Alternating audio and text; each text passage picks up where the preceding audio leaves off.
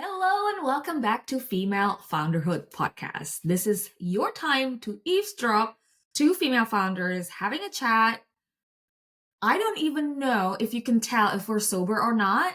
Normally we're sober, but our conversation can take us places. So get ready because today I am your host, Rebecca Leppard, the founder of a marketing agency called Upgrading Women. I am going to have a chat with Victoria Nakamura. She's the founder of Life in Motion Coaching. So I don't think I've ever interviewed a life coach. I've interviewed so many different type of coaches before. So this is probably my first life coach. So I will try, for the sake of listeners, try to steal a tip or two on how to live a life, especially as an adult woman in business. Hi, Victoria. Hello, thank you for joining us. It's nice to meet you all. So, first and foremost, let's clear the name for people who see this podcast on a video. How does she have a Japanese last name? So, tell me the history. Well, after I graduated from university, I decided to go on an adventure.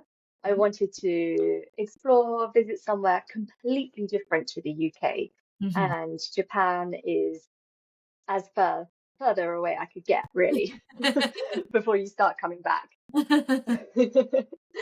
Um, I ended up spending almost 14 years living and working in Japan. Yes, hence the Japanese surname. My ex-husband is Japanese. I have two daughters, and so yes, we have the same family name, Nakamura. Ah, so now that you're back in England, do people ask that a lot? Is this like a Mm. frequently asked question for you? Your last name? Yes. Actually, many people, I think, especially down in the southwest, they don't know that it is Japanese. So I'm Ah. constantly asked how to spell it here. And the further afield I go, yes, more people recognize it as a Japanese surname. Recently, I was coming back from Paris, and there is a half French Japanese pop star Oh. called Ai Nakamura. And when the immigration officers saw my name, they were jumping up and down, going, Ai Nakamura. And I was like, well, no, but yes, it's the same surname. Oh, that's so cute because like Rebecca Leppard is not, so it's my husband's surname, but until now, Mm. after almost 12 years of being married, I haven't got around to changing the legal name. So Uh, so yeah. officially in the documents everywhere, Leopard is not registered as part of my name. So I have to explain it every time, like if I'm at the doctor's office or doing, getting a school run, and are you really the mother? Mm. And yeah, my Yeah. yeah, like, and especially that my husband is English, and my kids, Mm. they don't look, so they look mixed race, so they don't look like either. Hmm. So it becomes more confusing. So like this is a new school year, and I'm picking up my Mm. kid, and the teacher would say, Rex, is that your mom? And then he would sheepishly say, yes, that's my mom. And yes, she's brown. Oh gosh. So Oh. how then you get to from your adventure to then living for 14 Mm. years in a foreign land where presumably at that Hmm. you didn't speak the language. No, I didn't.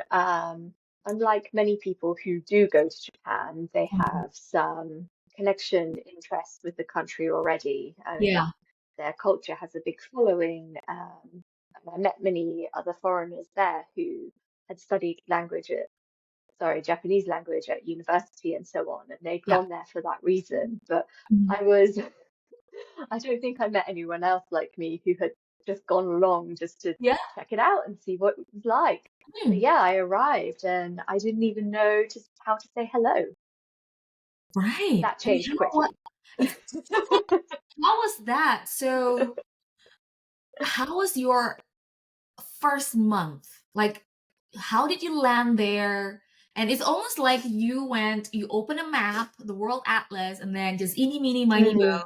and you landed in Tokyo. I actually ended up going to the north of Japan for a little bit. Wow. Um, I got a working holiday visa, so I didn't Mm, plan on staying, but I thought it would be nice to have the option to be able to get a job and stay right. longer if I wanted. Um, so I set myself up well in that case. My first month was overwhelming, in that it was like being on a different planet. Hmm. Must Just be. my senses were overloaded by the differences, and it was so exciting, and it felt so good to put myself in a state of uncomfortableness and Mm-hmm. the not knowing. It Mm-hmm. brought so much excitement, and that feeling kind of lasted for about 2 years. Wow. I have to Mm, say though, yeah. I've only been in England for 3 years and a couple of months. Hmm. Plus, the first 2 years was lockdown. So, Oh, wow. right. So now, year 2023, I have been experiencing Mm. everything is new, although and people are asking me like, but I thought you've been here for a few years. Yeah, but the first two, I was just at home. Getting familiar with my walls. Yeah, exactly. Like I know every nook and cranny. So how long Yeah. did you eventually be able to speak the local language? Wow, that was a while. I didn't really get into studying in the first few years as I didn't know if I would stay there or not. Mm, I was mm, just enjoying myself and yeah. picked up the necessary little bits that you need. Mhm. Um, and I started to take a few lessons here and there. It's not really a language you just pick up by No. being and living there. It's not like going to Europe. No, it's not like Spanish. So yeah, no. So you had to take a Um, lesson. and yeah, so I took some lessons and I started taking the language proficiency tests as they're kind of a good guide. And then after a few years, I ended up managing a wine shop in a small city. Oh, And that really put me into the deep end because I you needed to had be to. able to speak to the customers Yeah. and entertain them in Japanese. So part of that was good. It really helped my speaking ability come along. Yeah. Mm, I guess I yeah. do believe firmly that learning language, you have to be in full immersion if you really want to be fluent. Hmm. Oh, And yes. Yeah.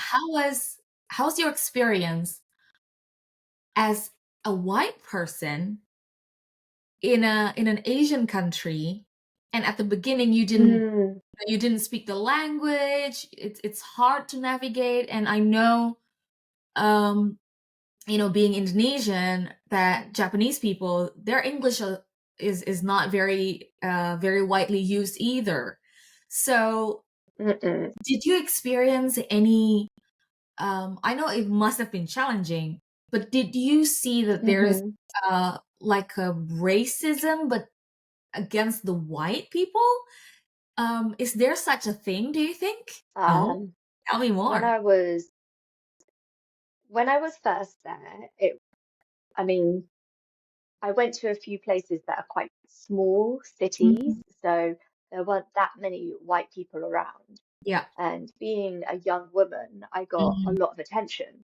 Mhm. Um, the longer I stayed, the more the attention changed, even if I Yeah. was in a different location. I don't know if Mhm. it was because I was an older woman, I'm not sure.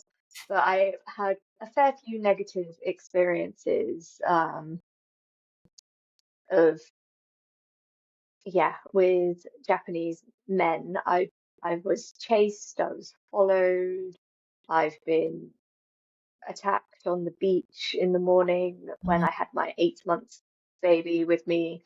wow. Um, yeah, it was scary, and Mm, the older generation sometimes felt, they could stop you and shout at you in the street.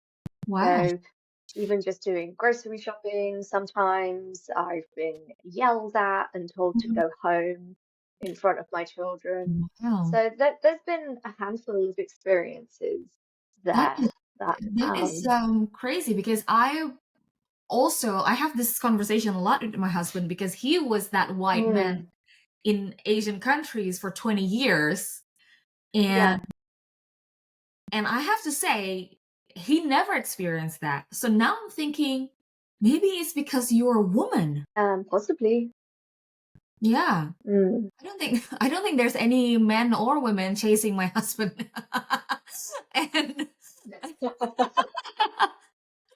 if anything, the typical um quote unquote tourist experience would be like, being ripped off, which is like it can happen Mm, to anyone without the local language knowledge.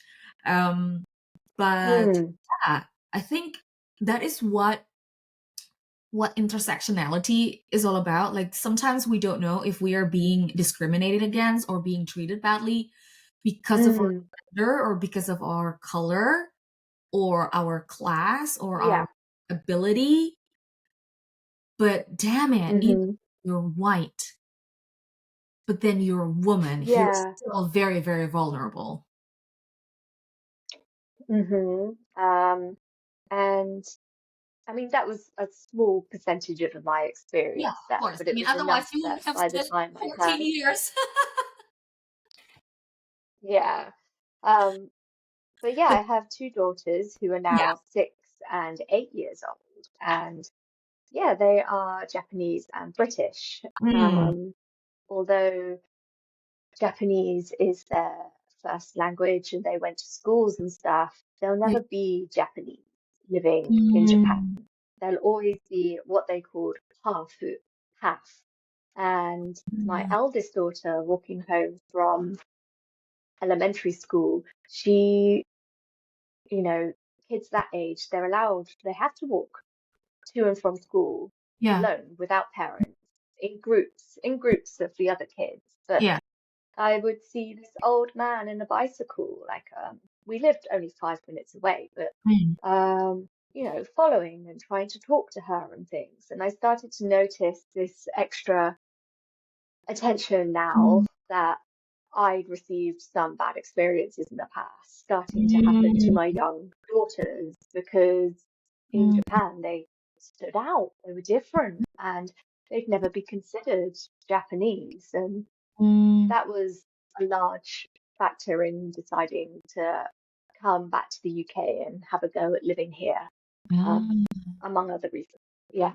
yes. hmm So how long have you There's came back? How long have you been back? a year and a couple of months now. Oh, so after COVID then, after the pandemic. Yes, I missed all of that in the UK. Well, you were Yeah, in a better, maybe more organized country, I would say. I'm more organized for sure. Yeah, absolutely. Yeah. Um, so your um, let's say, flavorful life experience, did it? Mm, How did that help you become a life coach? And how did you then go into coaching? What led you into coaching? mm. Okay, so I think from the age of about 14, Mm, I've always remembered being drawn to sort of self-improvement and yeah. how can I be better? And Mm, that's just been a part of me. Also, since about the age of 14, I think I've pretty much always had a job. mhm, Um, so I've had a variety of different jobs and I've worked with so many different people and I've learned a lot of things along the way. And some of these jobs have been some of the best experiences of my Mm, life. And I think having these experiences has is what led me to it almost being like, well, why wouldn't I start my own business? mm, Why wouldn't I create the work, do some work that I absolutely love? Um, I'm not really answering to anyone else, yeah. and I can design my life around my work. Mm, So that's always been from a young age, sort of in me. Um, with life coaching, I experienced life coaching myself when I was going through divorce in mm, Japan. mm, Um, there's not much access to therapy mm, in Japan, mhm. or it's very expensive, and the online options, I gave them a go a good few times, and I just Mm. couldn't connect with anyone. Yeah, And it's I different. was It's kind of, yeah, I was kind of aware of coaching, but it was, no, I didn't really know too much about it. mm, But I got put in touch with a friend of a friend who happens to be a coach, and I worked with this lady, and it was an absolute game changer. It turned me around, like I did a 180, right. and I just felt really connected to myself Mm, again. Um, I felt I was in a place to reestablish me and what I want to do moving forward from going through a divorce and all of that that comes up, and a feeling of freedom. And that's how I found coaching. And I was also looking into being in that frame of mind, like, well, what do I want to do next? I'm free, I can do whatever I want. I remember I was looking at midwifery, coming back to the UK and training. mm, I'd had such amazing experiences having two girls, two babies in Japan, that I wanted to help other women as well. But mm. then I discovered coaching and put that into the mix. And yeah, obviously I went with the coaching. Ah, And I trained. I trained to become a coach. mhm. I got all of that done online over about a year and a half span in Japan. Yeah. And then after I got my general life coaching done, I still felt, there's a big piece missing here. Mm, Like a lot of people talk about finding a niche to go into. mhm, Um, and yeah, then I trained further in how to coach with physical intelligence. And mm. that's basically coaching with the body. Right. Can you So, tell me more? So, yes. for those who never heard about the term, what it is and Mhm. what do you actually do when you're having a session with a client? Okay, so physical intelligence is the name of the institute that Right. provides the training. And it's quite simple. Every thought, every feeling you have is a chemical reaction in your body. It doesn't happen in your head. Mhm, Now, your brain is connected by your vagus nerve to all of your main organs. So it's about learning some of the physiology, mhm. some of the hormones, neurotransmitters. I think everyone's familiar with cortisol, right? The stress hormone. Also familiar. I think also adrenaline. I think Yep. these days a lot of people are functioning on high cortisol, high adrenaline. Mhm, Um, so it's about learning this physiology and things to do to be able to balance ourselves. So mm. everyone's heard of cortisol, Yep. but have you heard of acetylcholine? No. So acetylcholine is the balancing Ah, hormone. mm, So if you're running high, your cortisol's really high and you're really mhm, stressed, you want to encourage yourself to be able to release some acetylcholine to bring the cortisol level back down. Raise mhm, your acetylcholine, and then you'll be feeling more renewed, mhm. refreshed, relief. And there's numerous very simple exercises you can do to Yeah. do that. One of them, for example, is making yourself yawn. Oh, okay. How does one make Yeah, oneself it's yawn other than looking at other people yawning. Well, just saying the word makes me want to yawn. I can feel like the glands in my neck Yeah, yeah. salivating. They're like, oh. Okay. So it could be something as simple as that. Or Mm, inhaling through your nose, taking a deep breath in, fill up your stomach so you get your diaphragm mhm. stretched down, you're full of air, and then breathing out with a big sigh. Drop your I see. shoulders, relax, and just feel Yes, that relief. I Yes. see. Intentionally breathing out with a sigh. So Okay. sometimes we do these unconsciously. Yes. Sometimes it would be great to be able to recognize when we need Mhm. to chill out a bit and implement these exercises. Mhm. So, using physical intelligence is becoming aware of your body. How Mhm. do you feel in your body? Mhm. Where do you feel it? And then I'll bring in exercises such as breathing, Mhm. visualization, Yeah. releases dopamine in a very forward motivating chemical, Mhm. and movements as well, simple, gentle movements.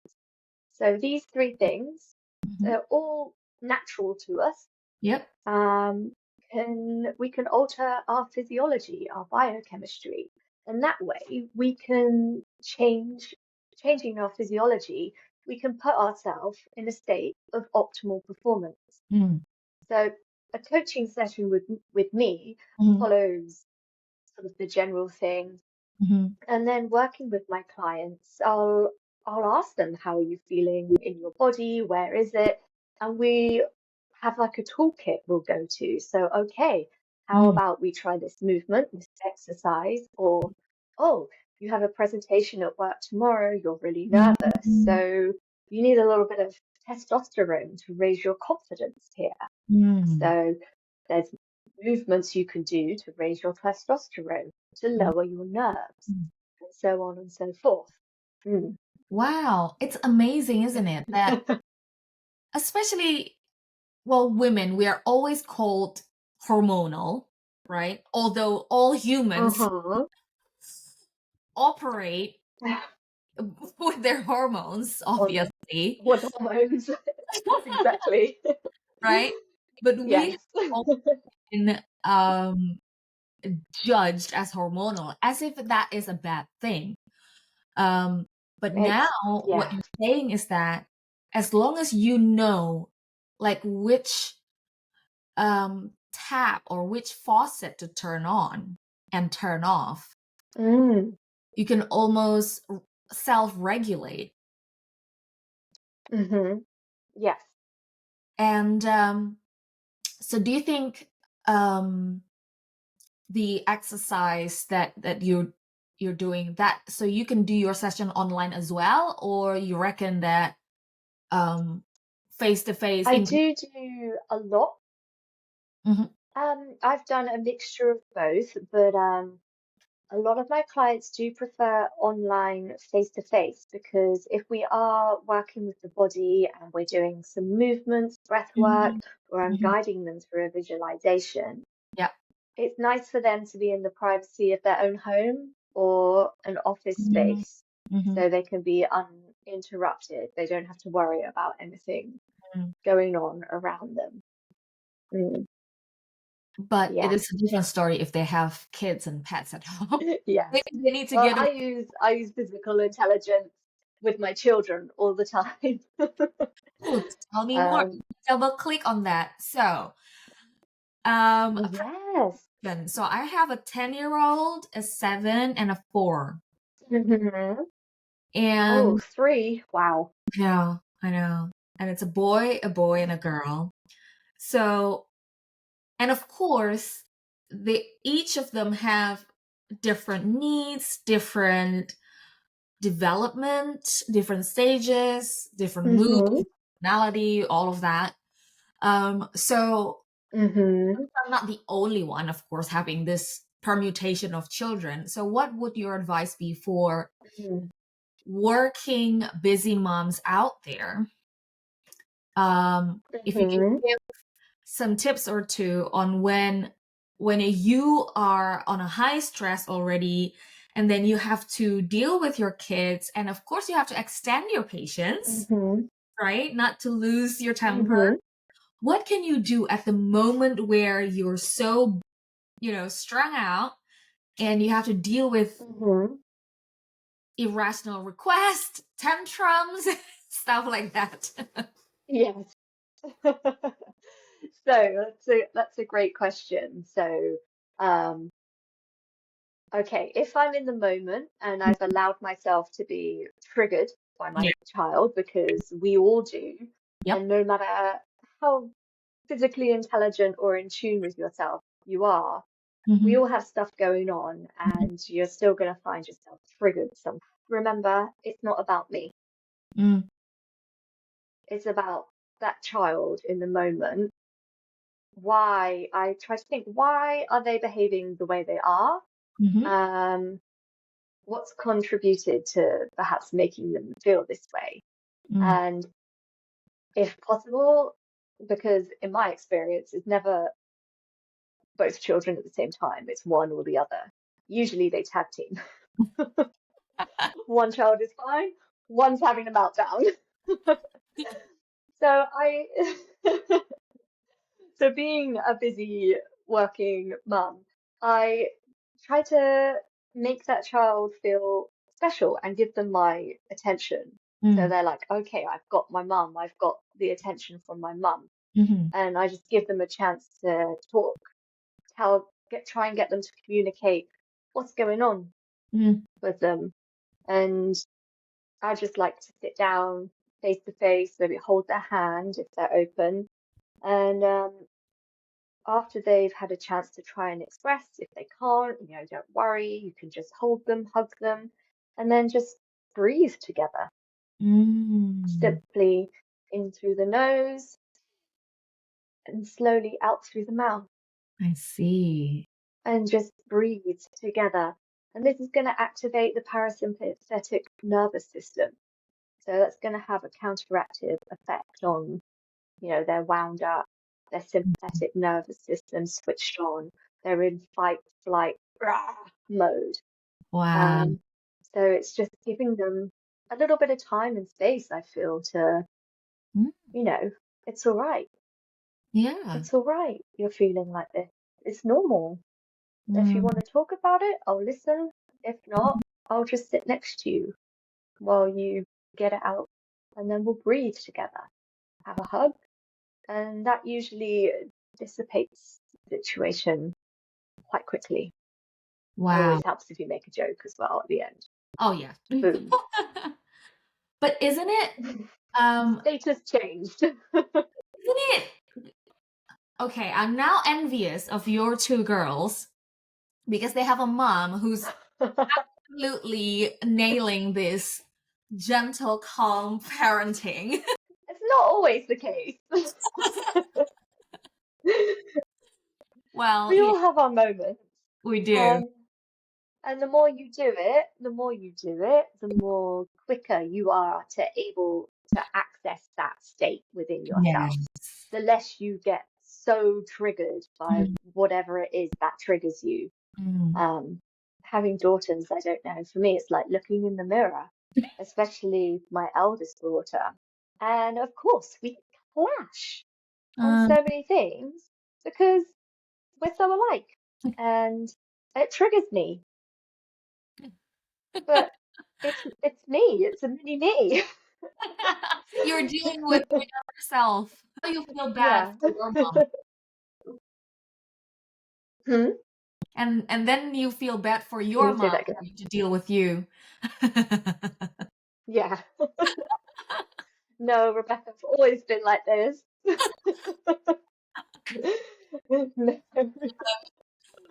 So, what is Yeah. the Hmm. misconception that you would like to um, dispel, I guess, for Hmm. those people who says that, oh, people don't need to have a life coach. It's just life. You just have to do Hmm. it. What is the biggest misconception of people saying that? Just like when people say, "Oh, we don't need therapy." Oh, that's a difficult one, especially with the therapy thing, because I do remember that 10, 15 years ago, that was rife. I think it was, Mm. especially in the UK, like, oh, a therapist, that's for Americans. We don't do that in the UK. Anyway, that's very Hollywood. So, yeah. It's not very British culture. It was like, chin up, get on with it. Yes. But of course, that's more widely accepted, and still, unfortunately, we don't, there's still a big taboo, I think, Mm, around even therapists, and life coaching is that much more of a newer industry. exactly. Um, I guess the thing I would like to say about it is that it's not some big audacious thing to work with a coach. Mhm. It's just like having someone to talk specifically about your goals or the things that you would want to change in your life, and someone to help you put that into action, challenge the things that are blocking you from moving forward in your life, and Mhm. hold you accountable to change. Mm. Um, it doesn't have to be super expensive. It Mhm. doesn't have to break the bank. And above all else, choose a coach who is accredited by an organization, because unfortunately, still anyone can call themselves a coach these days. Yeah. Um, but there are organizations you can go through to be properly qualified, and that Mm. follows a strict code of ethics. And yeah, so don't just choose anyone. Do your research well. Yes, yes, of course. Mm, I think I personally see having a coach, whether life coach, business coach, hmm executive coach, career coach, as like a professional buddy, somebody hmm that Yeah. has your best interest at a professional level because they have to. So Yeah. there's no agenda other than hmm wanting to genuinely see you succeed because your success is their professional success too. Yeah, we want to. I mean, that's Exactly. why I do it. There is, I mean, the reward when my clients change their physiology, they change their state, they are renewed, refreshed, and they move forward and get to what they want to be doing, whatever it is, it doesn't matter. And just, it can turn your life around. It's an incredible thing. Mm. Yeah, and that's lovely. So, my last question to you, Victoria, it's quite fitting Yeah. because the Brits used to have the Queen Victoria. Now, if Yes. right? So, Yes. hypothetically, if Victoria Nakamura is king of the world, hmm that world look like? The world. Ooh. Well, okay. I mean, this is huge, but Yes. I would want people to be able to live with more passion, Mhm. joy, be more connected to one another. I mean, I want people to enjoy their lives and have the best experiences from it, because we are only here for a short time Yeah. with the people we are here with, whoever you choose to surround yourself with. And I feel like connection and joy and passion is what life is all about. And there is not enough of that, even in our daily lives these days. It's all go, go, go, rush, rush, rush, Yeah. check, check, check. So, you know, dialing it back a bit and just being able to be with ourselves and Yeah. enjoy our lives. Stop and smell the That's roses. what my world would look like. Oh, yes, absolutely. Yes, that is Yeah, beautiful. Thank you so much, Victoria, for stopping by and have a virtual coffee with me. thank you. I've had a great time. Yes, and for listeners, if you have a female founders of any background, any stage of business that you would like me to interview, that you would like me to be nosy about, send me an email. It's rebecca@upgradingwomen.com. And until then, I'll see you in the next episode. Bye bye. Yay!